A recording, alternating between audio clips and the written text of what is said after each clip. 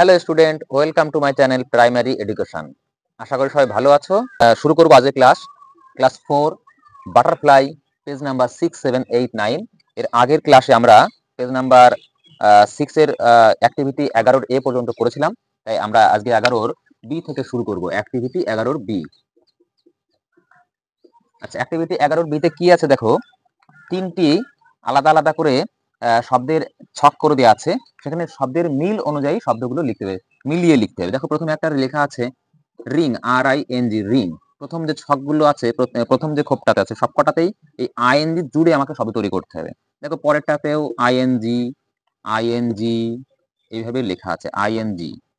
তোমার প্রথমে একটা করে সব বর্ণ বসিয়ে, একটা করে লেটার বসিয়ে একটা শব্দ তৈরি করতে হবে। যেমন মনে করো কিং, KING, কিং মানে রাজা। রিং, রিং মানে আংটি। এখানে উইং দাও, উইং মানে কি? উইং মানে ডানা। এখানে সিং, SING, সিং, সিং মানে গান করা। তাহলে এরকম একটা লাইন আমাদের তৈরি হয়ে গেল।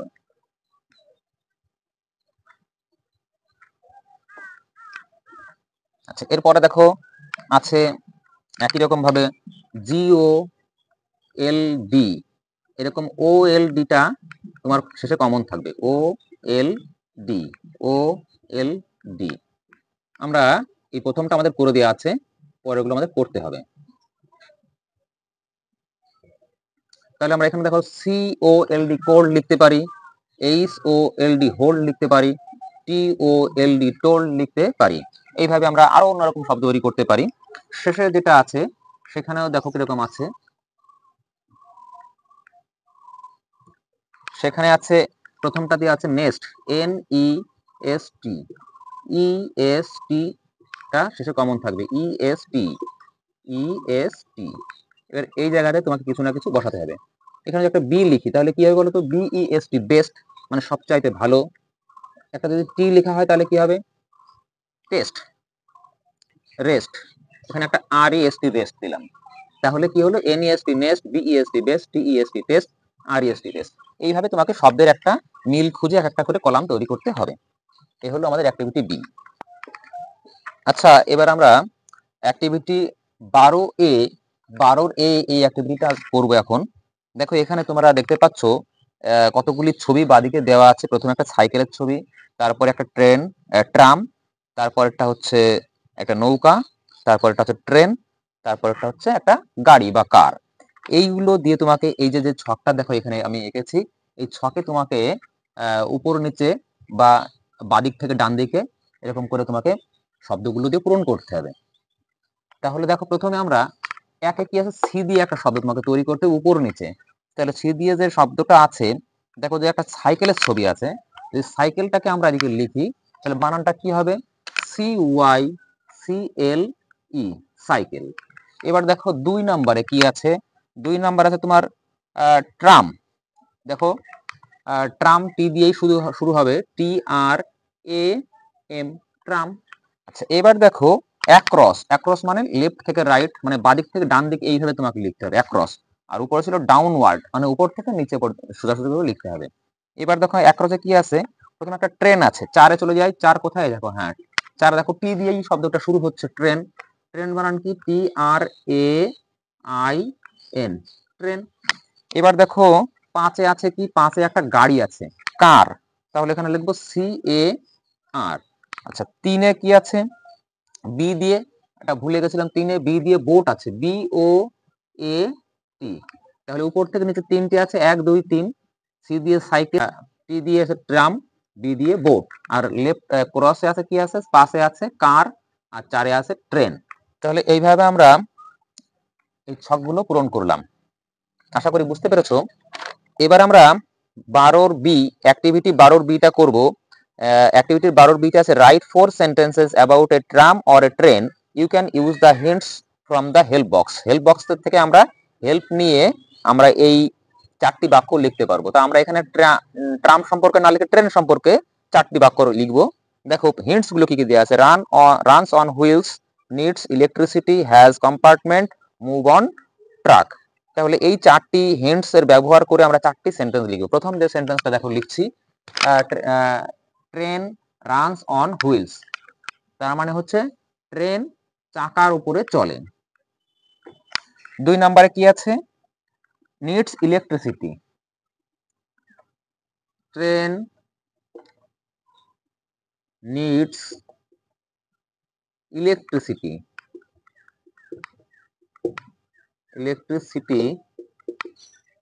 টু মুভ, অর্থাৎ ট্রেনে চলাফেরা করার জন্য বা চলতে গেলে ইলেকট্রিসিটি প্রয়োজন, অর্থাৎ বিদ্যুৎ প্রয়োজন। এবার দেখো 3-এ লিখবো আমরা হ্যাজ কম্পার্টমেন্ট, ট্রেন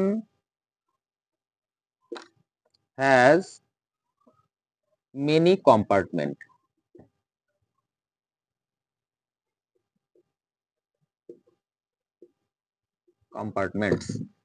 ট্রেনের অনেক বগি থাকে। যদি আমরা এখানে ট্রাম সম্পর্কে লিখতাম তাহলে 2 কম্পার্টমেন্টস কথাটা লিখতাম, কারণ ট্রামে 2টো বগি থাকে। মুভস অন ট্রাক, শেষের সেন্টেন্সটা লিখবো ট্রেন মুভস অন ট্রাক।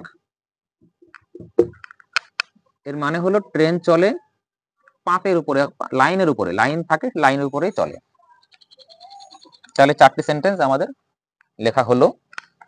এবার আমরা অ্যাক্টিভিটি 13 করব। অ্যাক্টিভিটি 13তে কি আছে দেখো, এখানে একটা টাইগারের হাতে একটা লিস্ট আছে আর ভাল্লুকের হাতে একটা লিস্ট আছে।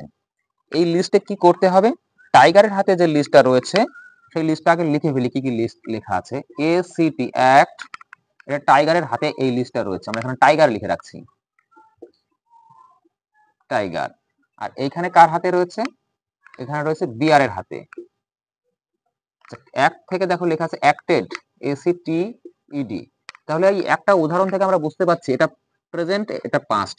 অ্যাকচুয়ালি টাইগারে যেটা রয়েছে এটা প্রেজেন্ট, আর এই বিয়ারের হাতে যেটা রয়েছে এটা পাস্ট টেন্স। তাহলে অ্যাক্ট থেকে হলো অ্যাক্টেড, বিলিভ, বিলিভ থেকে বিলিভড হবে। তাহলে শুধু একটা ডি যোগ করে দিলাম, পাস্ট টেন্স হয়ে গেল। অ্যাক্টের সঙ্গে ইডি যোগ করতে হয়েছিল আর বিলিভের সঙ্গে ইডি যোগ করতে হলো, একটা ই অলরেডি ছিল সেজন্য আর ইডি দিতে হলো না, শুধু ডিতেই হয়ে গেল। তারপরটা আছে কুক,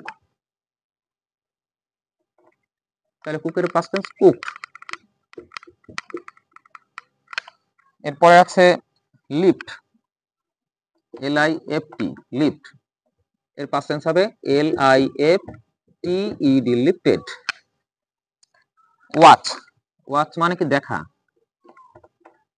এর পাস্ট টেন্স হবে watched, watched. Grant, GRANT, grant, GRANTED, granted. Rush, RUSHED। দেখো এখানে আমরা প্রেজেন্ট আর পাস্ট যা করলাম সবগুলোতে আমরা হয় ডি অথবা ইডি যোগ করেছি। যে সমস্ত শব্দের শেষে ই থাকে তার শুধু ডি, আর নইলে ইডি যোগ করে আমরা পাস্ট করেছি। এটা হচ্ছে প্রেজেন্ট আর পাস্টের বিষয়টা রয়েছে, ভার্বের প্রেজেন্ট ফর্ম, পাস্ট ফর্ম। আচ্ছা দেখো এবার আমরা অ্যাক্টিভিটি 14 করব। কি আছে অ্যাক্টিভিটি 14-এ, choose the appropriate opposite word from the help box and fill in the blanks, one is done for you. অর্থাৎ অপোজিট ওয়ার্ড, বিপরীত শব্দ দিয়ে পূরণ করতে হবে। একটা করে দেওয়া আছে, প্রথম যেটা আছে হ্যাপি, হ্যাপি এর অপোজিট ওয়ার্ড আমরা জানি স্যাড, এটা করেই দেওয়া আছে। এবার দেখো বি দাগেরটা কি দেওয়া আছে, স্লো, SLOW, স্লো মানে ধীরে ধীরে চলা, তাহলে উত্তরটা হবে ফাস্ট, FAST, ফাস্ট মানে দ্রুত। টল, টল মানে কি, টল মানে লম্বা, তাহলে অপোজিট হবে শর্ট, SHORT। তারপর নেক্সট দেখো হেভি, HEAVY, হেভি মানে হচ্ছে ভারী। হেভি মানে কি, হেভি মানে হচ্ছে ভারী। তাহলে হালকা ইংরেজি কি হবে, হালকা লাইট, LIGHT। দেখো এই লাইট বানান, এই একই বানানের আর একটা মানে আছে, সেটা তো আলো। লাইট মানে আলো, আবার লাইট মানে হচ্ছে হালকা, বানান একই। এবার লিটিল, LITTLE, লিটিল মানে ছোট, লার্জ মানে বড়, LARGE, লার্জ মানে বড়। শেষেরটা আছে ইয়াং, ইয়াং মানে হচ্ছে যুবক বা অল্প বয়স্ক, তাহলে এখানে হবে ওল্ড। তাহলে আশা করি তোমরা এগুলো বুঝতে পেরেছো। তোমাদের এই অপশনগুলো নিচে দেওয়াই আছে, অসুবিধা নেই, নিচের থেকে তোমরা নিজেরা করতে পারবে। তবে মুখস্থ রাখাটাই ভালো, পরীক্ষার সময় তোমার অপশন দেওয়া নাও থাকতে পারে। আজকে ক্লাস এখানেই শেষ করছি। আশা করি ক্লাসটা তোমাদের ভালো লেগেছে। ভালো লাগলে অবশ্যই একটা লাইক করবে, চ্যানেলটি সাবস্ক্রাইব করবে এবং বন্ধুদের মধ্যে শেয়ার করবে। Thank you for watching.